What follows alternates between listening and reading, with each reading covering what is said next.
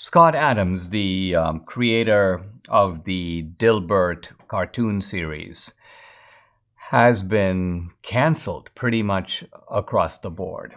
He has been canceled from newspapers. His comic strip has been stripped.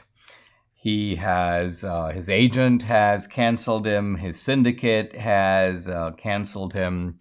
Basically, he's out of circulation in terms of a highly successful comic strip that's been around now for, I think, 3 or so decades.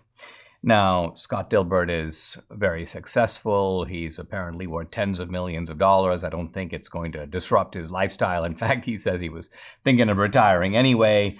But I want to focus in on the cause of the cancellation and also the meaning of the term racism. So clearly what Scott Adams said seems just shocking and out of line. He goes, quote, "The best advice I would give to white people is to get the hell away from black people.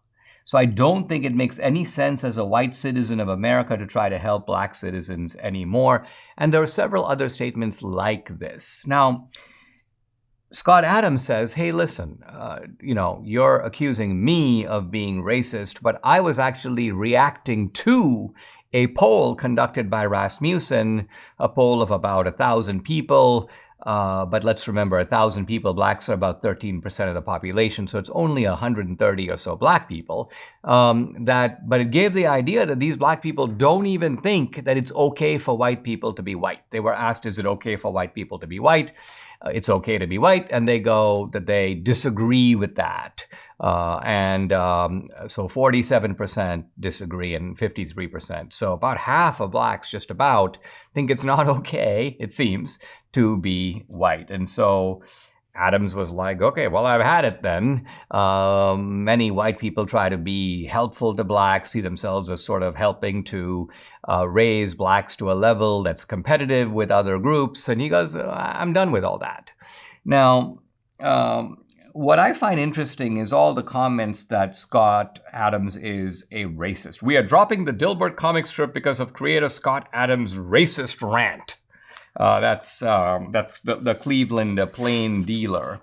And there's a lot other rhetoric to that effect. There's no room for racism and so on. And a bunch of the USA Today papers have dropped him. Washington Post has dropped him.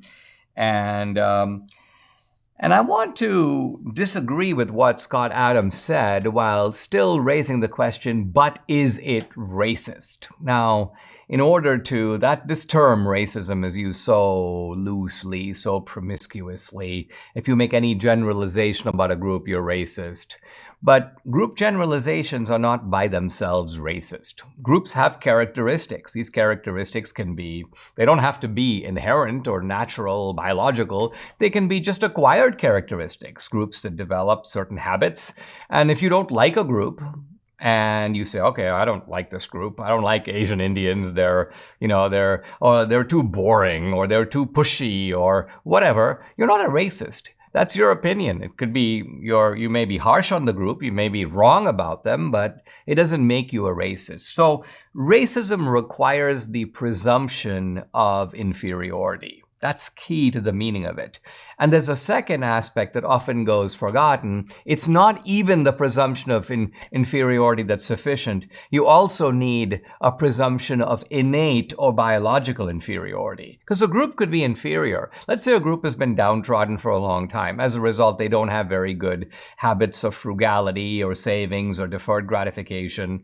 And so they're inferior. They're behind everybody else, but they're behind everybody else not because they're incapable of competing with others. It's just that they've been held back by all kinds of misfortune over a long period of time. So racism, that's what racism is. And the point I want to make is I think what Scott Adams said is it's certainly impolitic to be like, what makes him even...